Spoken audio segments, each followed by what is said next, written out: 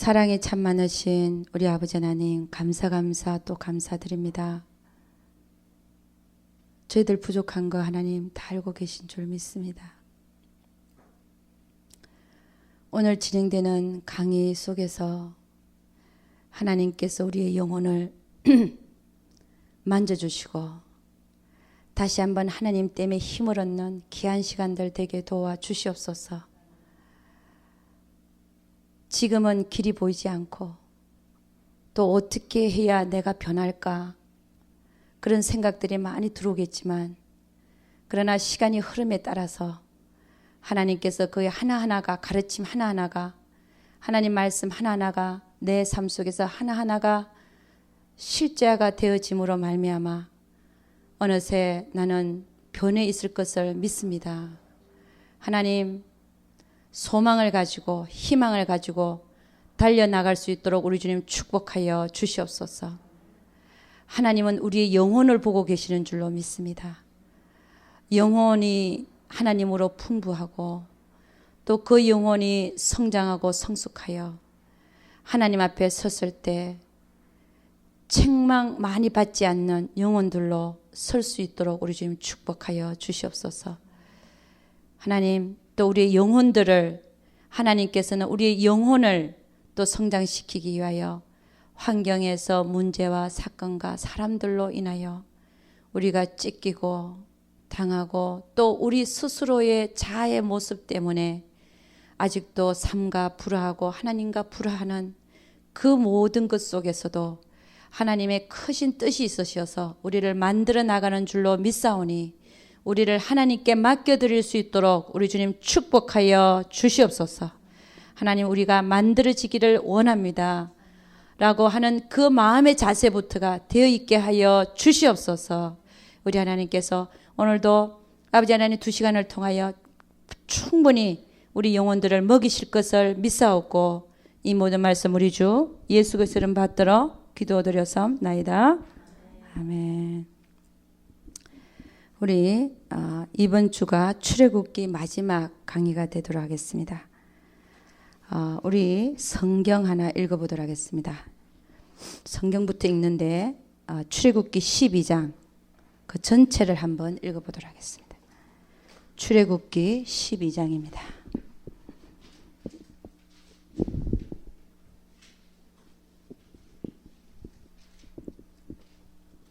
예, 출애굽기 12장 1절부터 마지막 절까지 저랑 같이 한번 읽어봅니다.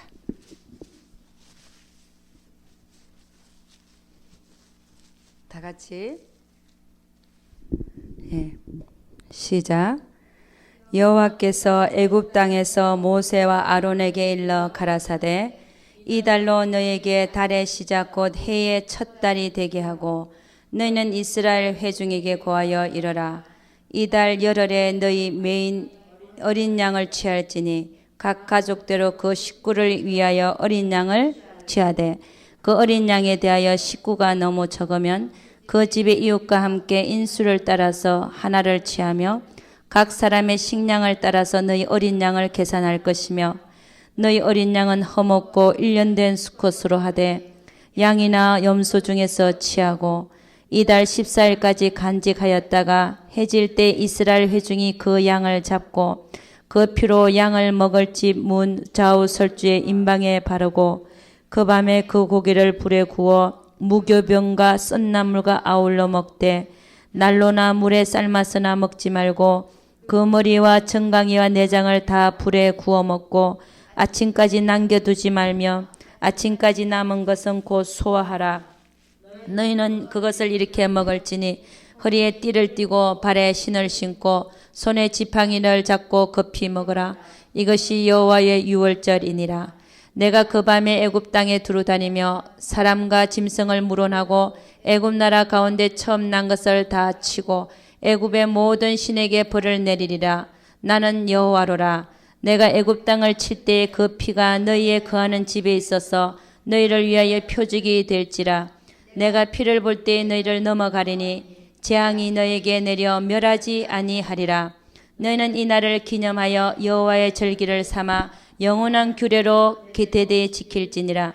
너희는 7일 동안 무교병을 먹을지니 그 첫날의 누룩을 너희 집에서 제하라. 무릇 첫날부터 7일까지 유교병을 먹는 자는 이스라엘에서 끊쳐지리라.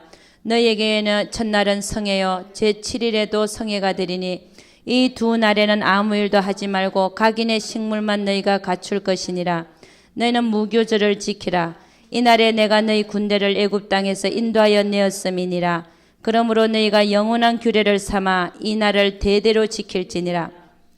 정월의 그달 14일 저녁부터 21일 저녁까지 너희는 무교병을 먹을 것이요 7일 동안은 누룩을 너희 집에 잊지 않게 하라. 무릇 유교물을 먹는 자는 타국인이든지 본국에 난다든지 물어나고 이스라엘 회중에서 끊쳐지리니 너희는 아무 유교물이든지 먹지 말고 너희 모두 여호와는 곳에서 무교병을 먹을지니라. 모세가 이스라엘 모든 장로를 불러서 그들에게 이르되 너희는 나가서 너희 가족대로 어린 양을 택하여 유월절 양으로 잡고 너희는 우슬초 묶음으로 취하여 그릇에 담은 피에 적시었어 그 피를 문 임방과 좌우 설주에 뿌리고 아침까지 한 사람도 자기 집 문 밖에 나가지 말라. 여호와께서 애굽 사람을 치러 두루 다니실 때에 문 임방과 좌우 설주의 피를 보시면 그 문을 넘으시고 멸하는 자로 너희 집에 들어가서 너희를 치지 못하게 하실 것임이니라. 너희는 이 일을 규례로 삼아 너희와 너희 자손이 영원히 지킬 것이니 너희는 여호와께서 허락하신 대로 너희에게 주시는 땅에 이를 때에 이 예식을 지킬 것이라. 이후에 너희 자녀가 묻기를 이 예식이 무슨 뜻이냐 하거든 너희는 이르기를 이는 여호와의 유월절 제사라. 여호와께서 애굽 사람을 치실 때 애굽에 있는 이스라엘 자손의 집을 넘어사 우리의 집을 구원하셨느니라 하매 백성이 머리 숙여 경배하니라. 예, 거기까지만 읽도록 하겠습니다. 예, 오늘 여러분과 제가 유월절에 대해서 한번 보도록 하겠습니다. 유월절은 무한 날입니까? 오늘 읽어보니까 유월절. 우리는 예수님을 뭐라고 얘기하죠? 유월절 양이 되셨다라고 얘기하죠. 그죠? 유월절. 그 유월절은 이스라엘의 첫째 달, 그러니까 이 날을 첫째 달로 삼으라라고 하나님이 명령을 하셨습니다. 이 달을 첫째 달로 삼으라. 그러니까 정월이죠. 그들의 달력으로 정월 14일이 유월절 양을 잡는 날이었습니다. 그래서 이 유월절은 뭐냐면은 우리 이스라엘 민족의 가장 큰 절기죠. 그죠? 가장 큰 절기를 유월절로 지킵니다. 그죠? 정월 14일입니다. 그러니까 유월절 양을 잡아서 뭐 했냐면요. 하나님은 그들을 애굽에서 인도해 내시기 위해서 마지막 재앙으로 장자의 초태생, 그러니까 동물도 초태생 다 죽이고 그리고 바로의 장자까지, 그러니까는 이스라엘이 아니라 그 애굽에 있는 이스라엘 민족은 아니고 애굽에 있는 모든 사람들 집에, 그 집이 있잖아요. 모든 사람 집에 안 죽은 사람이 없는 거, 그죠? 초태생은 다 장자를 죽이는 사건이 일어났으니까. 그러니까 애굽에 이스라엘 민족은 빼고 모든 사람의 집에 안 죽은 사람이 없게끔 장자를 치는 사건이 일어난 날이 유월절 날이죠. 유월절이죠, 그죠? 근데 이날 이스라엘 민족은 이 재앙에서 벗어날 수가 있었습니다. 어떻게 벗어났냐면은 유월절 양을 잡은 거죠, 그죠? 잡아서 그 집에 이스라엘 민족 집에 그 사는 집에는 문설주와 이런데 문설주 여기다가 피를 이렇게 발랐다는 거죠. 유월절 양을 잡아서. 그래서 이 피를 볼 때 죽이는 사자가, 하나님은 천사들을 보내잖아요. 죽이는 사자가 이 집을 넘어갔다. 이래서 사실은 이 유월절이 영어가 패스오버예요. 패스오버. 패스오버를 한다. 지나간다는 얘기. 지나간다. 이 원래 말 뜻이요. 패스오버. 그래서 영어로 유월절에 어떻게 쓰냐면 패스오버 이렇게 쓰죠. 지나간다는 의미입니다.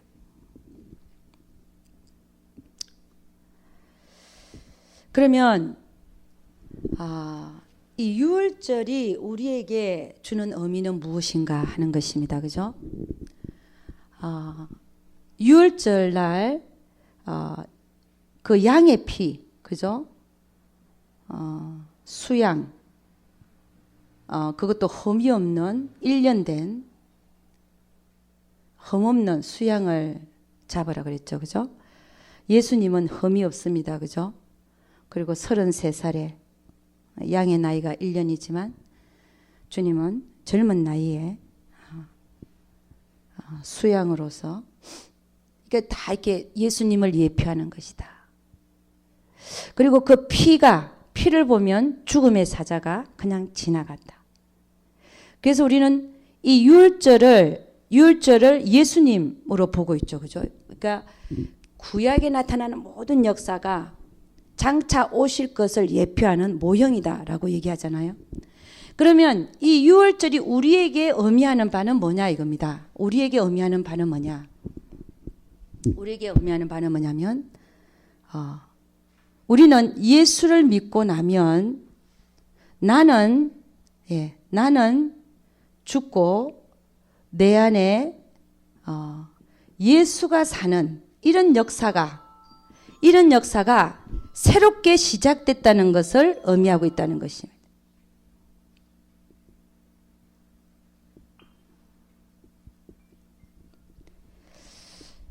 여러분 출애굽기 12장 2절을 보니까 오늘 읽었는데 2절을 보니까 뭐라고 얘기해요? 이달로 너희에게 달의 시작 곧 해의 첫 달이 되게 하고 즉 이 유월절은 우리에게 의미하는 새로운 출발을 의미한다. 새로운 출발.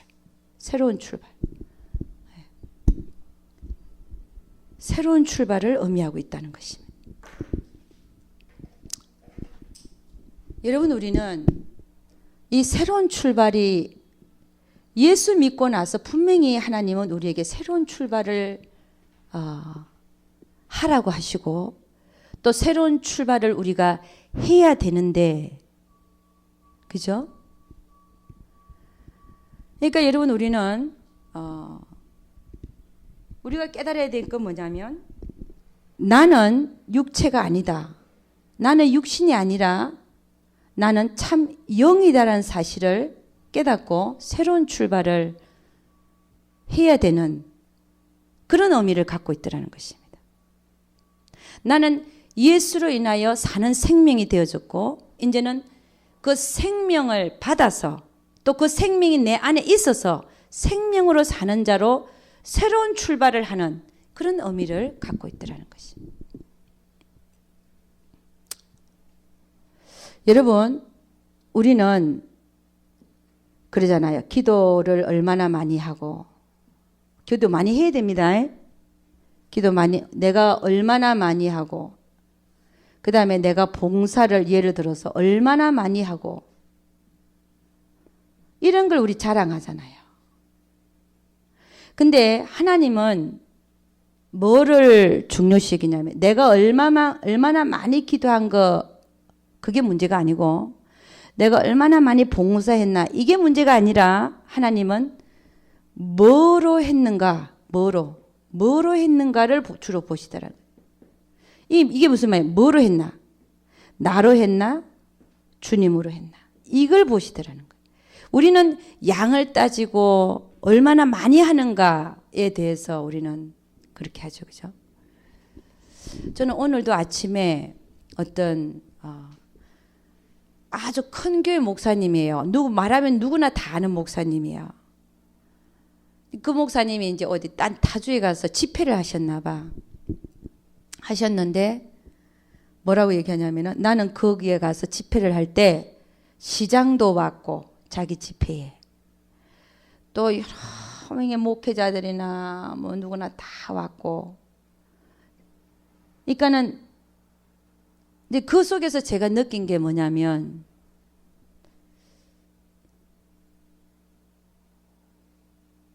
많이 스승이 되지 마라. 높은 자리에 있다 보면 자연스럽게 이렇게 이런 걸 자랑하게 돼 있어요. 자랑하게 돼. 자기 집회에 시장도 오고. 그렇잖아요? 그러면 그걸 들을 때 자기 성도들이 그걸 들을 때 야, 우리 목사님은 참 훌륭하다. 그런 생각을 안 하겠습니까? 시장까지 참석했으니까. 예를 들자면 이런 자랑은 하나님 앞에 무의미하더라. 무의미가 아니라 오히려 하나님은 그러니까 오히려 잘못된 길로 갈 수 있다는 거예요. 우리가 봉사를 얼마나 많이 하고 기도를 얼마나 많이 하냐.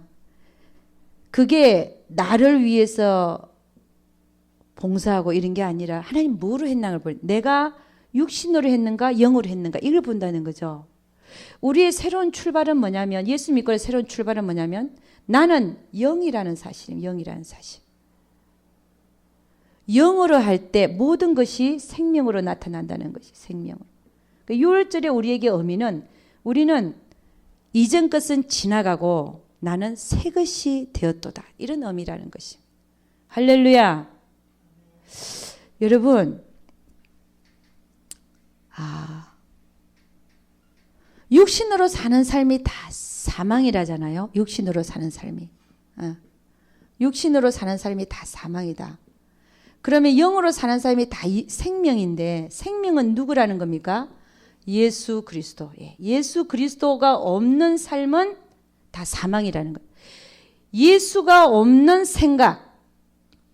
우리 이런 거 많이 하죠. 그죠? 예수가 없는 생각 너무 많이 하죠. 나의 유익을 챙기고 막 생각이 돌아가잖아요. 계속 예수가 없는 생각. 예수가 없는 말. 그렇죠. 말. 예수가 없는 말이 있죠. 많이 하죠. 그리고 예수가 없는 행동. 이 모든 것들은 사망이더라는 육신이라는. 그러니까 생명의 삶을 살게끔 새로운 시작을 의미하는데 6월절이라고 하는 거는 예수가 없는. 그래서 주님은 뭐라 나를 떠나서는 너희가 아무것도 할 수 없다 그랬어요. 아무것도. 주님 뭐라고 했냐면은 너희가 나를 떠나서는 아무것도 할 수 없다 그랬어요. 여러분 우리는 의지를 가지고 뭔가를 하려고 그러죠. 의지. 남편을 사랑하는 것도 의지를 가지고 하려고 그러잖아요. 잘 되던가요? 의지 갖고 하려고 하니까 저도 잘 안 되대. 의지로는 우리가 인간의 의지로는 해도 그것이 약간의 뭔가 있는지 모르지만 때로는 의지 갖고 하려다가 더 넘어지는 경우도 있고 차라리 안 한만도 못하는 경우도 있고 그래서 우리 인간의 의지로 생명을 삶을 사는 게 아니라 6월절의 의미는 내가 죽고 내 안에 예수가 사는 삶, 예수로 사는 것, 예수가 나가게끔 하는 것 이것이 생명의 삶이더라는 것입니다. 여러분 남편을 사랑하는 것도 원수를 사랑하는 것도 나로 사랑하면 안 되잖아요. 이게 내가 의지적으로 내가 의지를 가지고 사랑하려고 하는 거거든요. 나로 하려니까 사랑이 안 되는데 내 안에 예수님을 넣어서 예수님으로 사랑하니까 아주 쉽게 자연스럽게 사랑이 되더라는 것이. 쉽게 자연스럽게. 그냥 하나님의 마음으로 사랑해 주는 거예요. 아멘입니까? 어떤 분은 이렇게 얘기했어요. 저는 그분의 말을 인용을 하는데 저도 동의합니다. 여러분이 훈련이 되어지면 이것이 지금 훈련이 되어지면 예수를 하는 것이 훈련이 되어지면 내가 의지를 하려고 안 되잖아요. 훈련되어지면 그것은 바로 모국어를 말하는 것과 같다. 생명으로 사는 것이 모국어를 말하는 것과 같다라고 말을 해요.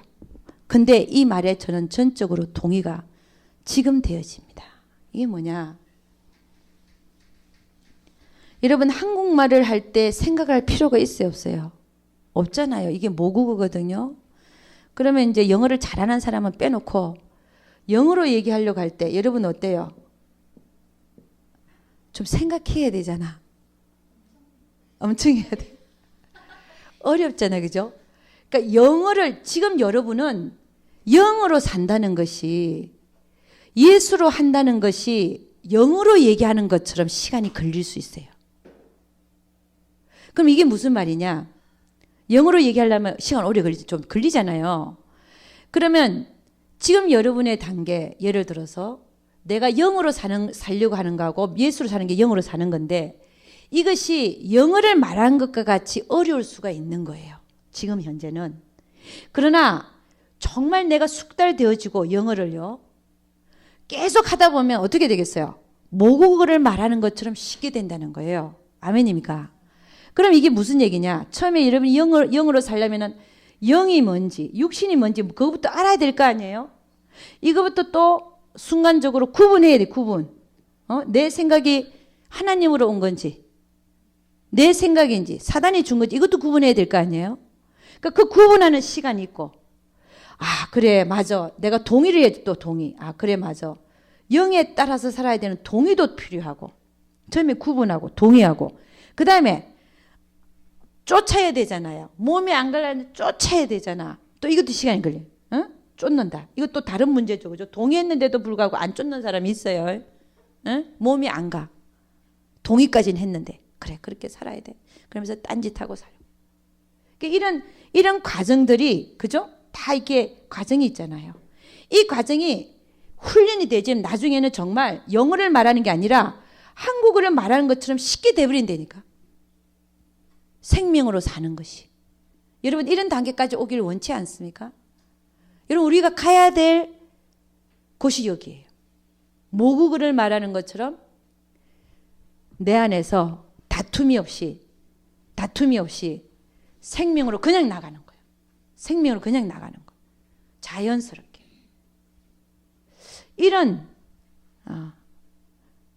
모습들로 여러분이나 저나 반드시 정말 가게 될 것을 믿습니다. 예. 그러니까 얼마나 이게 빨라지느냐의 문제예요. 여러분의 또 추구라는 마음이 있어요. 이걸 처음엔 추구하는 마음이 없으면 이것마저도 안 되죠. 이것마저도. 열심히 여러분은 그 목표를 두고 열심히 추구를 해야 이런 과정을 거쳐서 점점 빨라져서 여러분이 정말 어떤 상황에서도 모국어를 말하는 것처럼 내가 영에 순종하는 자로, 할렐루야, 그런 자로 바꿔지게 될 것을 믿습니다. 그래서 여러분 우리는 이 6월절의 의미는 예수 그리스도로 살게 되었다는 겁니다. 우리는 죽고 양의 피를 흘렸잖아요. 그리고 예수님도 죽었잖아요. 우리를 위해서. 우리도 같이 죽었다. 그때 죽을 때 같이 죽었다는 거예요. 그 우리는 그 사자는 애굽인들은 장자를 죽였지만 패스오버 그들은 살렸는데 그러나 그들도 옛사람도 죽었다. 그런 의미가 우리에게 주어지고 있다는 것이. 그러니까 여러분이 의지를 가지고 누구를 사랑하려고 하고 의지를 가지고 누구를 용서하려고 하고 의지를 가지고 하나님의 계명을 지키고자 하지만 안 되더라 이거예요. 사람의 의지로는 안 되는 걸 발견해야 돼요. 내 힘으로는 안 됩니다. 그걸 발견하고 빨리빨리 내 안에 있는 하나님으로. 하나님 생각하면 자연스럽게 나가요. 날 내려놓고 별로 힘들지도 않아. 한번 해봐요. 그냥 하나님으로 사는 거야. 하나님한테 물어볼 필요도 없어. 그럴 때는. 하나님, 내가 하나님의 마음을 품고 사랑할까요 말까요? 이런 거 안 물어보잖아요. 그냥 하나님의 마음을 품고 그를 보면 돼. 이게 자연스럽게 되는 거예요. 자연스럽게 하나님의 사랑이 나가고. 그럼 뭐 용서 못할 거 아니에요. 금방 용서가 되어지고. 그렇게 여러분이나 저나 살 수 있기를 주의 이름으로 축원합니다. 그 다음에 출애굽기 12장 그거 보면은 뭐가 나와 있냐면요.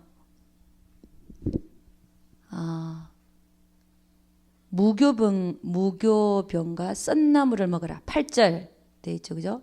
7절 보니까 그 피로 양을 먹을 집 문 좌우술주와 임방에 바르고, 좌우술주는 옆에 있는 기둥이죠. 그죠? 임방은 그 위에 있는 거고 가로질러 있는 거고, 그 다음에 그 밤에 그 고기를 불에 구워 무교병과 썬나물과 아울러 먹되, 그런 말 쓰죠.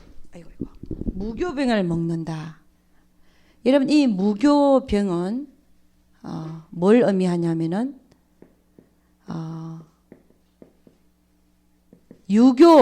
유교병은 뭡니까?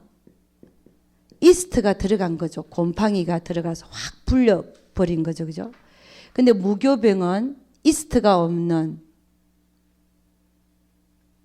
그게 무슨 얘기냐면은 무교병의 의미는 뭐냐면요, 세상이 들어오면 안 된다는 거예요. 무교병은 오직 하나님,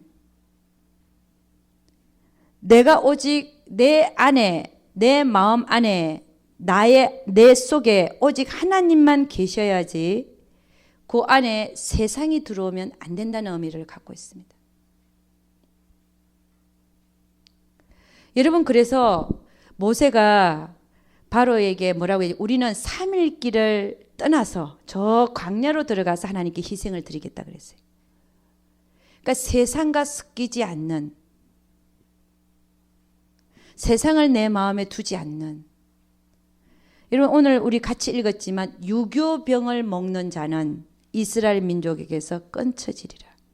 무슨 얘기죠? 유교병을 먹는 자는, 유교병이 뭡니까? 이스트가 들어와서 팍 불린 거. 그 의미가 뭐냐면 세상과 하나님을 같이 섬기지 마라. 유교병을 먹는 자는 이스라엘 민족에서 끊쳐지리라. 참 하나님의 말씀은 무섭기도 하고 두렵기도 하고, 과연 이 말이 어느 정도. 그러니까 여러분,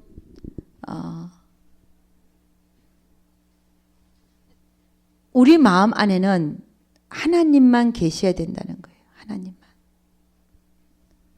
세상이 조금이라도 들어오면 안 된다는 거예요. 그 무교병을 먹어라.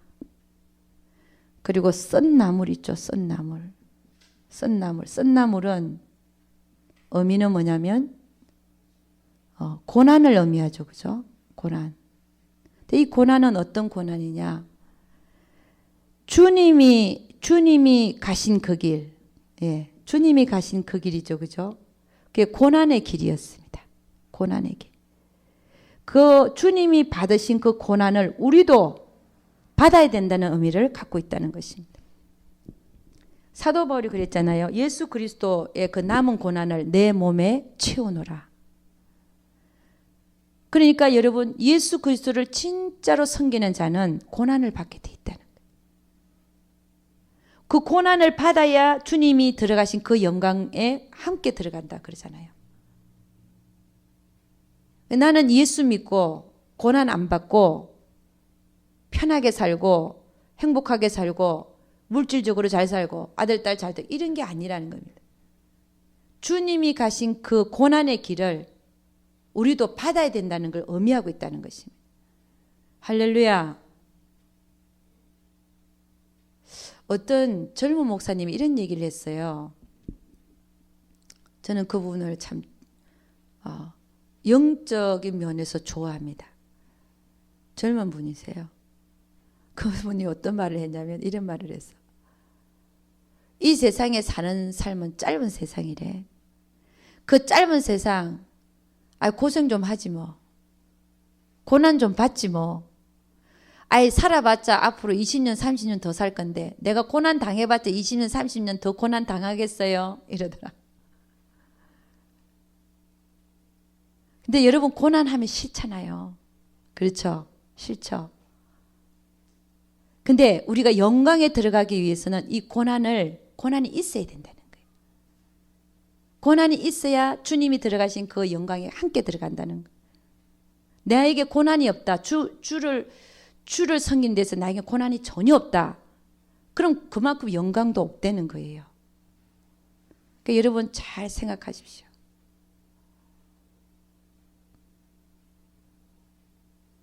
내가 얼마만큼이나 주를 위해서 고난받기를 싫어하는가. 그 고난이 있어야 된다는 거예요. 저는 참 저는 그분의 그 어떤 그 면에 있어서 그분의 영성을 따라가지는 못할 것 같아요. 그분은 뭐라고 하냐면 고난 받아봤자 20년 30년이래.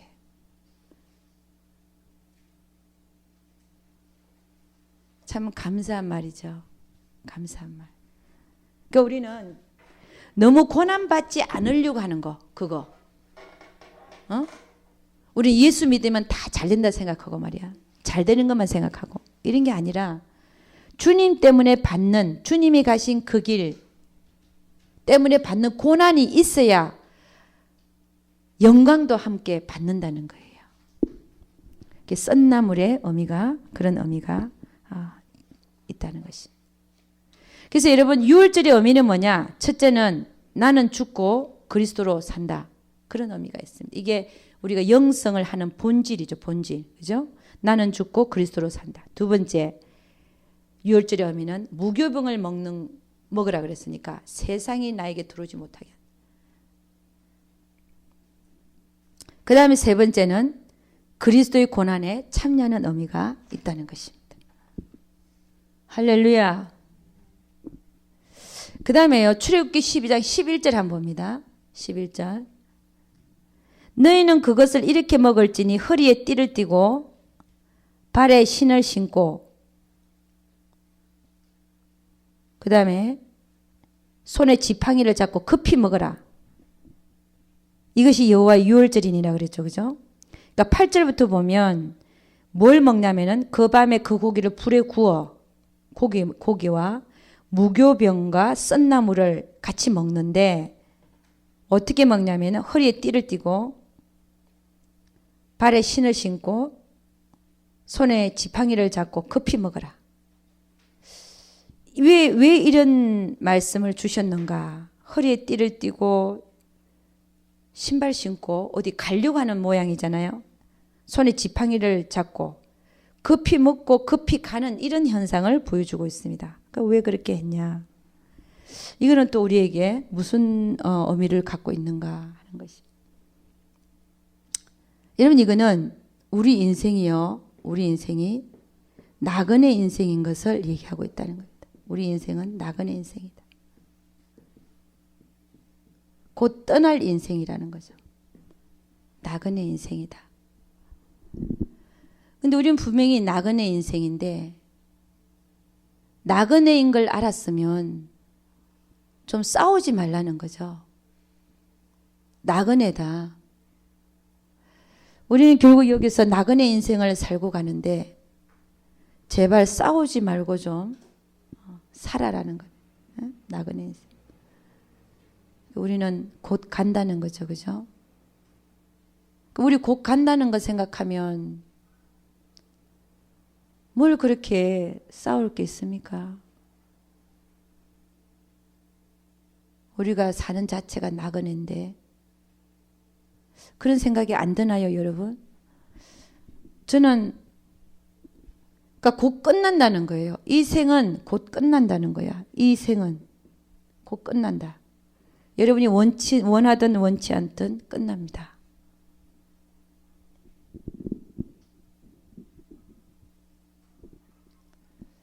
어저께 어떤 목사님하고 저하고 통화를 좀 오래 한 분이 계세요. 우리 대하는 가정 속에 뭐라 그랬냐면 참 일찍 가신 분들이 더 행복하다 그랬어요. 그분들이 더 복되다 그랬어요. 지금 사는 우리보다. 그 얘기가 왜 나왔냐?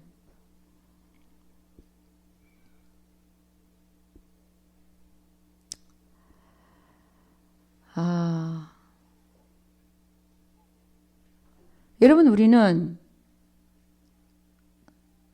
얘기 나왔으니까 순교라는 것이 뭔지 순교.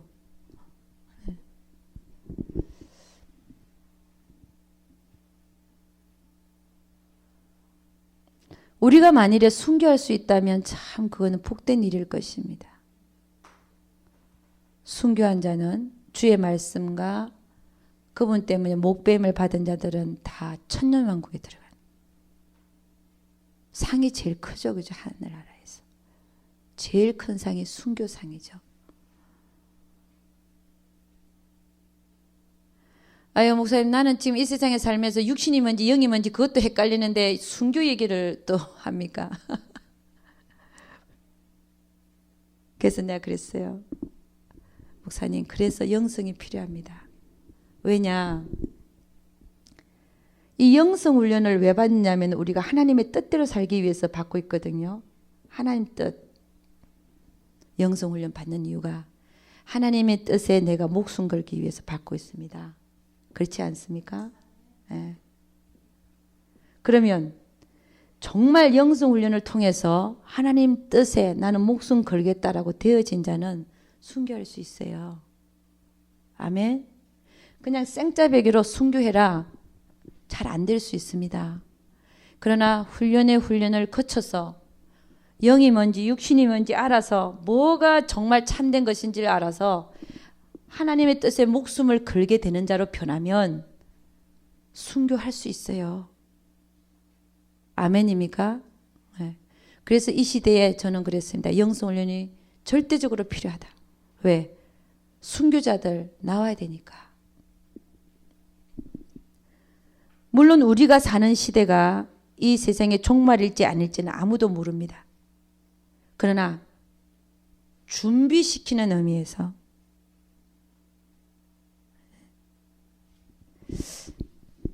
그래서 여러분 우리는 나그네 인생이라는 거 나그네 인생이다. 우리 나이 많으신 분들이 그런 얘기 하잖아요. 좀 싸우지 말고 살아라. 그 얘기예요. 인생 곧 끝난다는 거. 서로 사랑하고 서로 사랑하고 격려하고 생명으로 살아들여서 곧 끝날 인생 나 때문에 울지 말고 사실 하나님 때문에 우는 자가 돼야 되는데 그렇게 살아야 됩니다. 우리 출애굽기 13장 한번 가보도록 하겠습니다. 출애굽기 13장 그 뒤에 17절에서 22절 말씀 한번 보도록 하겠습니다. 다 같이 17절에서 22절 다 같이 시작. 바로가 백성을 보낸 후에 블레셋 사람의 땅의 길은 가까울지라도 하나님이 그들을 그 길로 인도하지 아니하셨으니 이날 하나님이 말씀하시기를 이 백성이 전쟁을 보면 뉘우쳐 애굽으로 돌아갈까 하셨음이라. 그러므로 하나님이 홍해의 강약길로 돌려 백성을 인도하시며 이스라엘 자손이 애굽 땅에서 항우를 지어 나올 때 모세가 요셉의 해골을 취하였으니 이는 요셉 이스라엘 자손으로 단단히 맹세케 하여 이르기를 하나님이 필연 너희를 권고하시니 너희는 나의 해골을 여기서 가지고 나가라 하였음이었더라. 그들이 숲곳에서 발행하여 광야 끝 에담의 장막을 치니 여호와께서 그들 앞에 행하사 낮에는 구름 기둥으로 그들의 길을 인도하시고 밤에는 불 기둥으로 그들에게 비치사 주야로 진행하게 하시니 낮에는 구름 기둥 밤에는 불 기둥 백성 앞에서 떠나가지 아니하니라. 아멘. 여러분 여기 보니까 바로가 백성을 보낸 후에 블레셋 사람의 땅의 길을 가지 않겠어요. 이스라엘 민족과 블레셋 사람은 늘 전쟁을 했죠. 그죠? 블레셋 사람들과 이스라엘 사람들은 늘 반목했어요. 그러니까 이 이스라엘 민족들이 가는 길을 블레셋 사람들이 전쟁을 일으킬 걸 알고서 하나님은 전쟁이 일어날까봐 전쟁을 보면 뉘우쳐 애굽으로 돌아가자 그럴까봐 오히려 홍해길로 백성을 인도했다라고 되어 있죠. 그죠?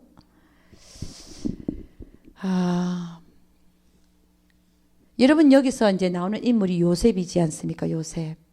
요셉은요. 요셉이 죽은 지 그들이 30년 만에 애굽에서 나왔잖아요. 근데 요셉은 거기서 뭐라고 얘기했냐면은 너희가 반드시 여기서 나갈 거니까 나갈 때 뭘 갖고 나가라는 거예요? 자기 해골을 갖고 나가라는 거예요. 해골. 자기 해골을 갖고 나가. 여러분, 요셉은 정말 믿음의 사람이었습니다. 그렇지 않습니까? 오직 의인은 믿음으로 말미암아 살리라. 오직 믿음. 참 좋은 얘기입니다. 믿음으로 말미암아 살리라. 여러분, 하나님이 여러분에게 원하시는 것은 믿음입니다. 어떤 상황 속에서도, 어떤 문제 속에서도, 어떤 사건 속에서도 하나님과 하나님의 말씀에 대한 믿음을 요구하고 계시더라는 것입니다. 할렐루야. 요셉은 믿음의 사람이었어요. 그래서 그가 하는 얘기가 그들이 반드시 요셉이 살아있을 때는 그들이 종도 아니었어요. 그렇잖아요? 종이 아니었다. 근데 아브라함에게 뭐라고 했습니까? 하나님이 너희 후손이 다른 나라에서 객이되어서 400년간 종살이 하다가 네가 지금 천막 치고 있는 이 가나안, 그때 아브라함이 가나안에 있었거든요. 가나안 여기로 다시 오게 할 거다. 그것도 재물을 취해서. 이런 약속의 말씀을 주셨잖아요. 그거를 요셉은 그대로 믿었어요. 그러니까 그들이 내가 살아있을 때는 종살이 안 하지만 분명히 자기가 죽고 나서 종살이가 될 걸 알고 있었어요. 알고 아브라함에게 약속한 그 말씀을 반드시 하나님이 이루실 것을 알고 있었어요. 그래서 하는 얘기가 너희가 여기서 나갈 때 내 혀골을 가지고 나가라. 그럼 우리는 여기서 요셉은 참 마음이 착잡했을 것입니다. 물론 자기를 통해서 자기 아버지의 가족 70인 가족을 기근해서 살려놨죠. 그렇지만 그것이 하나님의 경륜이라는 게 있잖아요. 경륜. 하나님의 경륜은 뜻을 세우시고 그 다음에 모든 걸 통해서 그 뜻을 이루시는 겁니다. 그죠? 요셉은 하나님의 경륜을 알고 있었어요. 하나님의 뜻을 세우시고 그걸 이루시기 위한 모든 과정과 수단과 방법. 그 속에서 요셉은 자기가 잠깐 쓰임받았다는 사실을 알고 있었어요. 그게 자랑할 것도 아니에요. 하나님이 하시는 일 속에서 그는 하나님이 하라고 하는 거 하고 갔을 뿐이에요. 아멘입니까? 그러면 하나님은 왜 그들을 애굽에서 430년간 종살이 시켰냐 이거예요. 그러다가 지금 우리가 출애굽을 얘기하는 출애굽을 시키셨냐 이거예요. 왜 이런 일을 벌이셨냐 이 얘기입니다. 그거는 우리가 저번 시간도 한번 나눈 것 같은데 바로의 종, 사단의 종으로 살던 우리를 세상에 바로의 종, 사단의 종으로 살던 우리를 끌어내시는 영적인 의미가 있다는 것입니다. 하나님은 그냥 일들을 일으키시는 게 아니라 그 안에는 반드시 구속사적인 의미와 영적인 의미와 그들을 뽑아내면서 하나님은 뭐라고 했냐면요. 출애굽시키면 나는 이제부터 내가 너희의 하나님이 되고 너희는 내 백성이 되리라 그랬어요. 끌어내면서부터 기적을 보여주시면서 홍해를 가르시면서 끌어내면서부터 뭐라고 했냐면 이제부터 너희가 그전에는 그렇게 안 살았다 이거죠. 이제부터 너희가 이 시점부터 너희가 나는 너희의 하나님이 되고 너희는 내 백성이 된다. 이런 시점을 만드시기 위해서 그들을 종살이 시켰다는 거예요. 할렐루야. 우리도 마찬가지라는 거예요. 우리도 세상에서 살다가 오랜 동안 사단의 종노릇 하다가 하나님을 믿게 되고 하나님의 백성이 되었다는 것이. 그래서 여러분 하나님의 목적은 우리에게 대한 하나님의 목적은 두 가지가 있다. 첫째는 우리의 개인적인 구원을 이루어 나가는 이런 목적이 있고, 그렇죠? 개인적인 구원을 이루어 나가는 두 번째는 하나님 나라의 참여, 이런 목적이 있죠. 자, 여러분 우리가 인생을 살면서 여러분이 이 목적 속에 있지 아니하면 헛된 인생이라는 것입니다. 헛된 인생. 시간 낭비. 그러니까 우리가 내가 지금 내 인생에서 살펴봐야 될 것은 내가 이 목적 안에 있냐 이거예요. 하나님은 지금 나에게 개인적인 구원을 이루어 나가시기 위해 내 삶의 문제를 일으키고 계시는데 내가 그분의 목적 안에 있는가 하는 것입니다. 목적 안에 있으라. 그리고 나를 통해서 하나님 나라에 참여시키셔서 더 많은 이스라엘을 얻기 위한 영적 이스라엘이죠. 그런 목적이 있더라는 말씀이에요. 내가 여기에 참여하지 않고 있거나 내가 이 목적 안에 있지 아니하면 나는 엉뚱하게 세상의 것들을 바라보고 세상에서 잘 될 걸 생각하고 다른 걸 쫓아가고 있으면 이 목적 안에 있지 아니하면 나는 헛된 인생을 살고 있다는 것입니다. 여러분의 인생을 재조명해 봐야 돼요. 내가 여기에 있는가 하는 겁니다. 이 목적 안에 있는가 하는 것입니다. 그냥 내가 오늘 하루를 살면서 그냥 먹고 살고 애들 잘 키우고 이런 게 아니라는 거예요. 나는 주부니까 남편 밥만 해주고 집안 청소하고 애들 그냥 밥 해주고 교회 왔다 갔다 하고 이런 것이 아니라는 겁니다. 내가 설사 그런 일을 하고 있다 할지라도 내가 이 목적 안에 있는가를 봐야 돼요. 할렐루야. 여러분, 하나님은 광야 생활을 시킨다 그랬잖아요. 광야. 네, 광야. 광야 생활을 왜 시키냐? 광야에는 줄여요. 그죠? 줄인다. 뭘 줄이냐? 먹는 거, 입는 거 줄이고, 그죠? 마실 것도 없고, 남편 사랑도 없어요.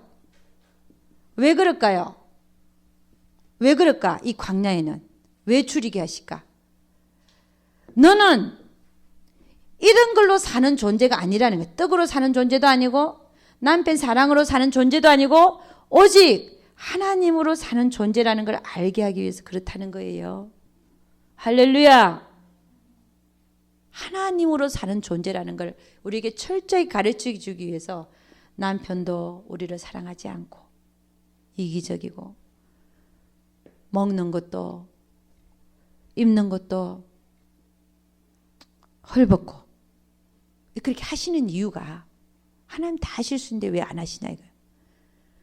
우리가 그런 것들로 사는 존재가 아니라 그런 것으로 내가 사는 존재가 아니라 하나님으로 사는 존재라는 것을 알게 하시기 위해서 그렇다는 겁니다. 할렐루야. 그래서 여러분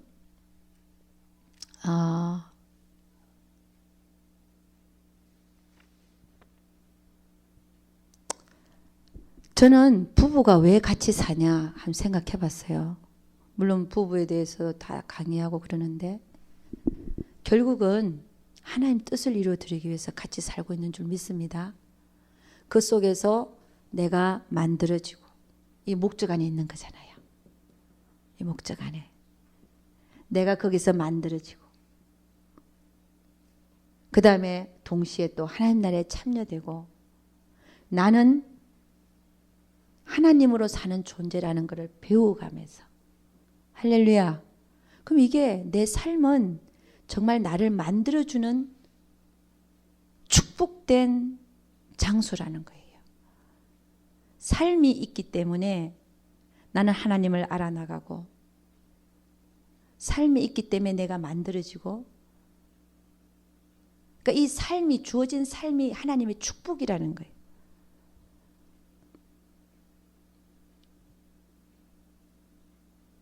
그 속에서 우리는 하나님을 얻을 수 있도록 하나님 얻는 것이 가장 큰 복입니다. 하나님을 얻는 것. 우리는 그렇게 해나가고 있잖아요. 삶 속에서 하나님을 얻어가고 있잖아요. 그래서 여러분에게 주어진 삶에 대하여 감사할 수 있기를 주님 축원합니다. 그래서 여러분 저는 그래요. 밤 딱 잠에 들기 전에 오늘 하루 생활 하나님 감사합니다. 그 다음에 딱 일어나면 주여 감사합니다. 감사로 자고 감사로 일어나고. 아멘입니까? 네. 그 다음에는요. 그 보니까 우리 오늘 읽은 데 보니까 이스라엘 민족을 불기둥하고 그런 기둥으로 인도했죠. 이게 의미가 뭐냐면 성령 하나님이 그들과 함께 있었다는 겁니다. 성령 하나님은 그들과 함께 있었을 때는 바깥으로 보이는 데 있었어요. 우리는요, 우리 안에 들어와 계시잖아요. 성령 하나님. 성령의 조명, 빛의 밝기. 예, 밝기라는 게 있죠. 그죠? 얼마나 그 조명이 밝게 비치는가. 우리 요한복음 14장 16절 한번 찾아보겠습니다. 요한복음 16장 17절. 요한복음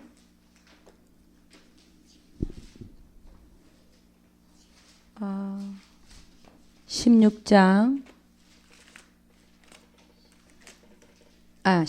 16절입니다. 죄송합니다. 요한복음 14장 16절 예, 부터 한번 읽어보도록 하겠습니다. 다시 시작.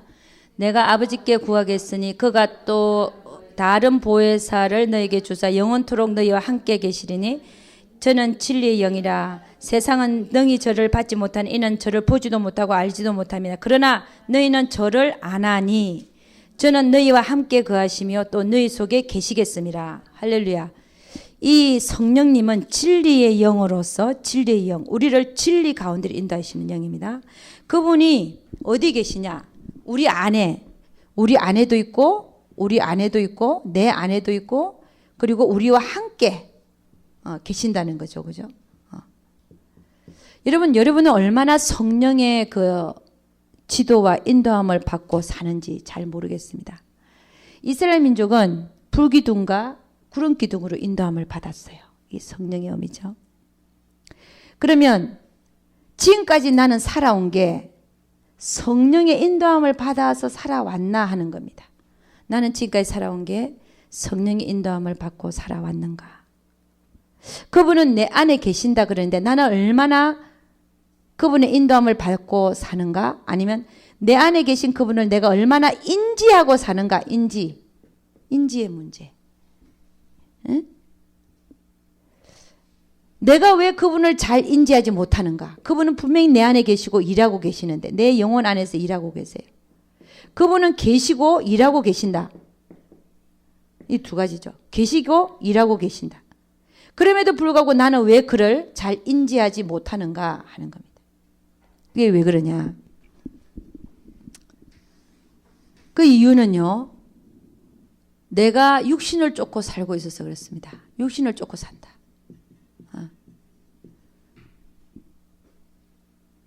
육신의 사람은 육신의 생각만 하고 살아요. 육신을 쫓고 살고 있다. 육신을 쫓아 사는 사람들은요. 하나님이 그 안에 계셔도 잘 느껴지지도 않고 보여지지도 않고 뜻이 발견되지도 않습니다. 육신을 쫓는 자. 내가 너무 많은 거죠. 내가 너무 많다. 내 안에. 그럼 어떻게 해야 되냐? 주님을 잘 보려면 성령의 음성을 잘 들을 성령의 감동을 잘 받으려면 어떻게 해야 되냐? 나를 비워야 돼. 나를 비워라. 나를 철저하게 비워야 됩니다. 그럼 어떻게 비우냐? 내 생각을 거절하고 내 감정을 거절해야 돼. 미워 죽겠어요. 미워 죽겠어요. 그걸 비우라는 거예요. 감정을 비우라는 거예요. 내 감정이 조금만 올라와도 하나님은 슉 들어갑니다. 잘 한번 여러분 느껴보시고 그렇지 않던가요? 하나님 느끼시던가요? 내 감정이 올라오는데. 올라오는 그 감정을 거절하라는 거예요. 너 아니야. 내가 쏟고 있어. 밟고 그냥 하나님을 가만히 생각하면 하나님이 올라오죠. 어떤 분이 이런 얘기를 했어요. 말미잘 있죠. 말미잘이 가만히 놔두면 꽃이 피잖아요. 말미잘 아시죠? 바다에 있는 거 쫙 펴 있는데 거기 손가락을 갖고 조금만 하면 대보죠. 그럼 어떻게 해요? 샥 오므라들잖아요. 그것처럼 우리의 영을 느껴지는 그것을 어떻게 표현을 했냐면 이분은 말미잘에 조금 손대는 거와 똑같다는 거예요. 그러니까 조금이라도 내 감정이 올라오고 조금이라도 내 생각이 올라오면 말미잘처럼 하나님은 이렇게 들어가 버린다. 그렇게 민감하게 들어가 버린다. 안 느껴진다. 하나님. 동의하십니까? 조금이라도 내 생각이 올라오고 조금이라도 내 감정이 올라오면 하나님은 우리의 영은 그 영에 와 계신 하나님은 말미잘처럼 이렇게 샥 들어가 버려요. 안 느껴지는 거예요. 그러니까 우리가 우리 자신을 비울 때 내가 너무 많으면 안 된다는 거죠. 내 고집이 너무 많어. 내 생각을 못 내려놔요. 나는 꼭 그렇게 해야 돼. 그럼 하나님 보이겠습니까? 안 보이겠습니까? 하나님이 그 안에 일하고 계시고 말씀하고 계시고 그게 안 들리는 거예요. 왜? 나는 꼭 그렇게 해야 되기 때문에. 그거 못 내려놓으니까. 내가 꼭 우리 남편을 이렇게 해야 되겠어. 그러면 안 돼. 하나님이 뭐라고 하는지를 못 듣는 거예요. 그럼 예를 들어서 또 하나를 제가 예를 들겠습니다. 나는 내년 봄에 꼭 선교를 나가야 되겠어. 그건 내 생각이에요. 그거 안 내려놓으면 하나님 음성이 안 들리지. 제가 이게 무슨 뭐 그것도 뭐 그건 하나님 일이잖아요. 그리고 여러분이 또 그것마저도 하나님의 뜻을 알고자 하는 자는요 내려놔야 돼. 내 생각을.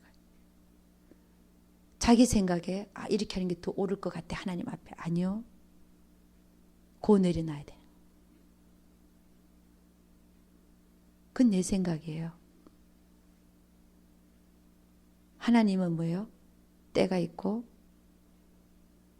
하나님의 생각이 따로 있어요. 그걸 우리가 받아들여야 되는. 할렐루야. 내가 하고 싶다고 하는 게 아니에요. 내가 그게 막 하고 싶어 내가 결정해갖고 내가 막 하는 게 아니라니까요. 그렇게 되면 성령의 인도함을 못 받는다. 이게 제가 뭘 얘기하고자 그게 바로 내가 너무 많다는 얘기를 하는 거예요. 이게 많은 거예요. 내가 너무 많다는 게 뭔지를 지금 말씀드리는 거예요. 이거 안 내려놓으면 하나님이 발견되지 않습니다. 하나님 뜻이 안 보여요. 말씀해도 못 들어. 그 안에서 하나님은 뭐라 그러는데 위에서 꽉 누르고 있으니까 내가 꼭 이렇게 해야 되는데 뭐 어떻게 하나님 음성이 들립니까? 안 들리지. 그러니까 여러분 잘 한번 보세요. 내가 하면 실패합니다. 여러분 그렇게 안 해보셨어요? 저도 많이 경험했습니다. 내가 하면 실패하더라고요. 실패한다. 되는 것 같은데도 아니야. 실패했어요. 뭐 좀 된 것 같아도 조금 됐는지 말는지 모르겠고 그거 하나 안 하나 똑같아. 근데 하나님이 하시면 완벽하게 하신다. 더 훌륭하게 하신다. 더 좋은 거 주신다. 할렐루야. 하나님이 하시게끔 해요. 아멘입니까? 그러니까 하나님의 인도함을 받아야죠. 하나님의 음성을 들어야죠. 하나님이 하시면 금방 뭐라 그랬어요? 내가 하면 실패하거나 안 하는 거 똑같아요. 인간의 힘이라는 게 그래요. 인간이 하는 자체가 그래요. 근데 하나님이 하시면 완벽하게 하신다. 할렐루야. 그러니까 누구를 기다려야 되겠습니까? 하나님을 기다려야 돼요. 하나님을.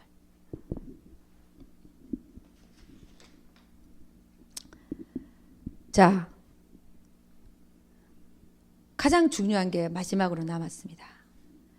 출애굽기 14장 10절 한가 봅니다. 출애굽기 14장 10절. 네. 오늘 여러분에게 드리고 싶은 메시지가 지금 여기 있습니다. 요한복음 14장 10절이면 다 같이 시작. 아니다. 요한복음이 아니에요. 죄송합니다. 출애굽기입니다. 출애굽기. 예, 제가 이렇게 또 실수를 합니다. 출애굽기 14장 10절입니다.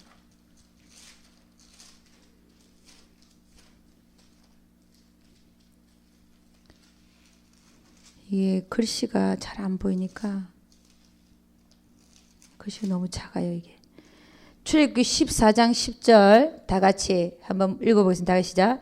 바로가 가까이 올 때에 이스라엘 자손이 눈을 들어본즉 애굽 사람들이 자기 뒤에 미친지라. 이스라엘 자손이 심히 두려워하여 여호와께 부르짖고. 자, 이 상황이 어떤 상황이냐면은 14장 1절 2절 한번 다시 읽어보죠. 시작. 여호와께서 모세에게 일러 가라사대 이스라엘 자손을 명하여 돌쳐서 바다와 믹돌 사이에 비하 히롯 앞 곧 바알스본 맞은편 바닷가에 장막을 치게 하라. 하나님이 명령했어요. 그죠? 바닷가 앞에다 쳐라. 그런데 사실은 또 누가 뒤로 돌아옵니까? 이미 거기다 쳤는데 바로의 마음을 강팍하게 하신 분도 하나님인데 강팍하게 해갖고 그들 뒤를 따르게 합니다. 그래서 지금 이스라엘 민족은 홍해 앞바다와 뒤에는 바로의 군대를 지금 맞이하고 있죠. 그죠? 그때 10절 뭐라고 하냐면 바로가 가까워 올 때 이스라엘 자손이 눈을 들어본즉 애굽 사람들이 자기 뒤에 미친지라 이스라엘 자손이 심히 두려워 여호와께 부르짖고 그 앞에서 장막 그 앞에 바다 앞에 장막 친 사람들이 몇 명이 200만 명이 넘거든요. 거기는 어린애도 있고 남녀노소 다 있잖아. 부녀들도 있고 얼마나 울었겠어요. 애들 붙잡고 울고 막 남편에게 막 이제 우리는 죽었다. 왜? 앞에는 홍해 바다요. 앞으로 가면 빠져 죽고 뒤로는 애굽의 군대가 칼과 창을 가지고 달려오잖아요. 아이고 애굽에 있었으면 그냥 종살이로 있었으면 편했을 텐데 여기 와서 죽는구나 이런 생각을 안 하겠습니까? 그렇죠? 자, 여러분 여기서 우리는 여러 가지 얘기할 게 참 많은데 홍해 앞에다가 저는 홍해 앞에다가 장막을 칠한 분이 누굽니까? 하나님이죠. 그죠? 이 장막을 쳤어요. 그런데 뒤에 따라온 군사들은 또 오게 한 분이 또 누굽니까? 하나님이세요. 여기 가만 보면 사면초가잖아요. 사면초가. 여러분 인생을 살다 보면 사면초가에 있는 경우들이 있죠. 저는 제가 이런 느낌을 지금 받고 있어요. 제 인생이. 여러분도 아마 이런 상황이 있는지도 모르는데 각각의 처지가 다 다르지만 저는 이 상황에 있다고 봅니다. 이 상황에 있는데 그럼 제가 믿는 건 뭐냐? 하나님이 이스라엘에서 있었고 그죠? 뒤따라게 오는 분도 하나님이시고 그럼 나는 뭘 기다리기만 하면 되는 거예요? 하나님이 홍해를 가르기만 기다리기만 하면 되는 거예요.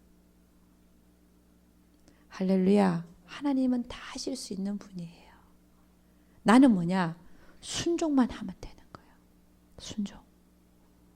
순종해서 여기 쳤단 말이에요. 하나님 바다 앞에다 치라 그래 쳤어요.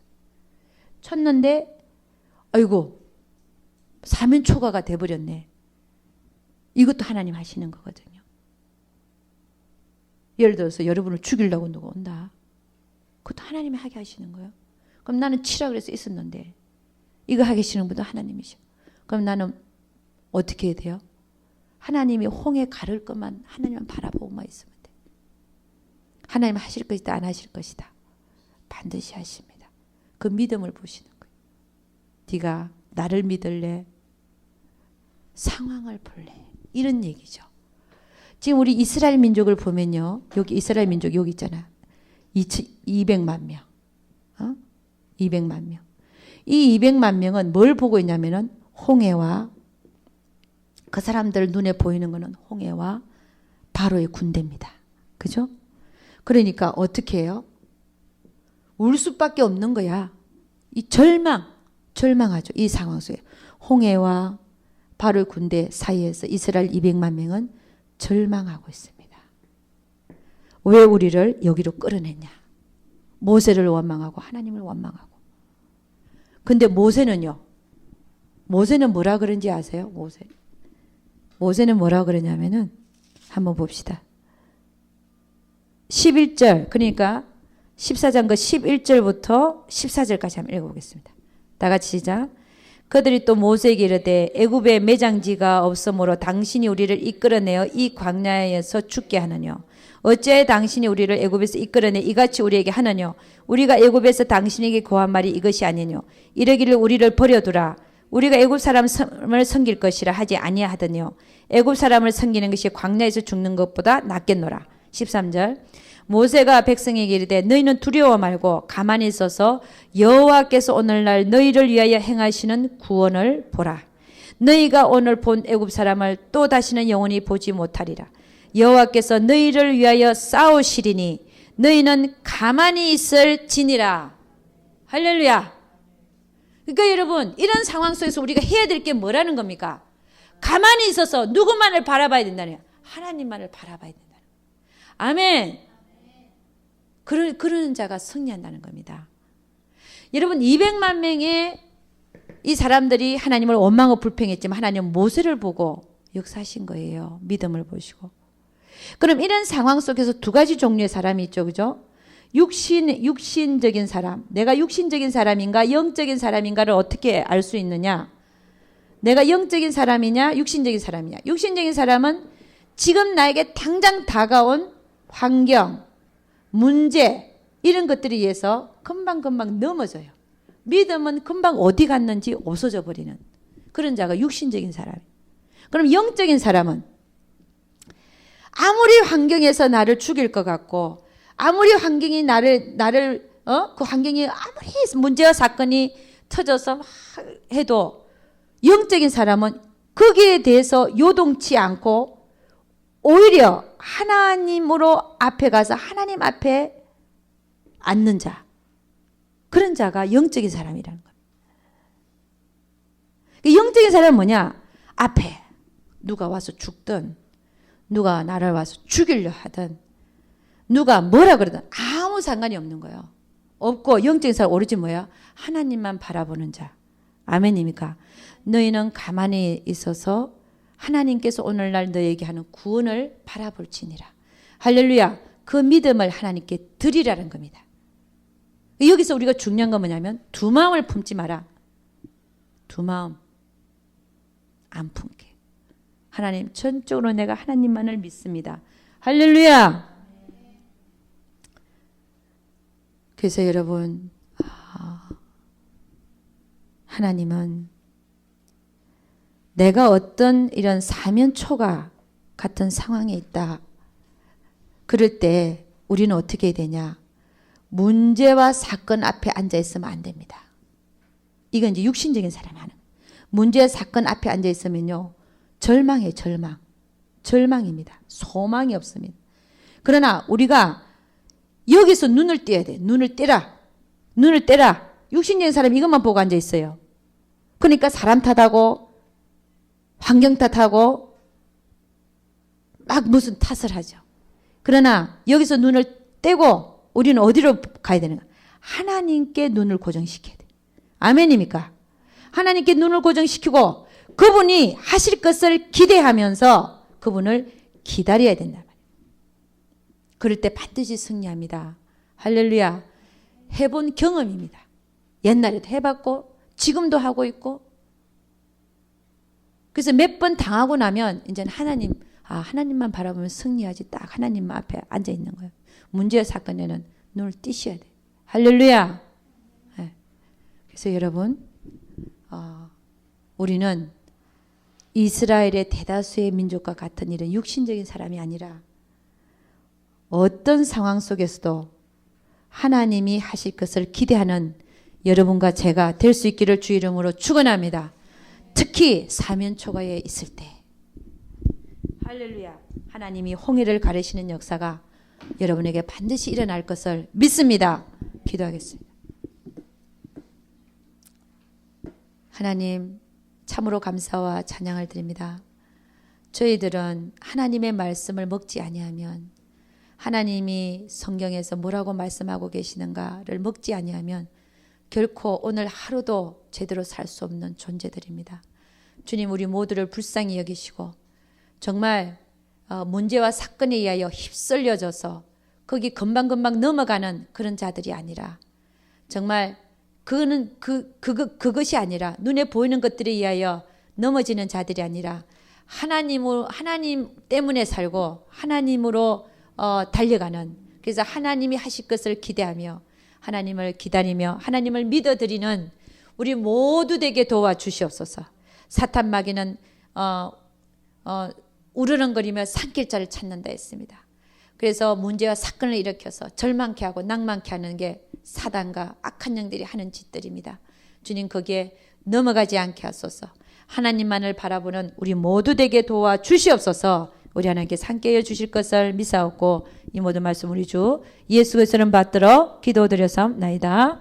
아멘. 우리 하나님께 영광 돌리도록 하겠습니다.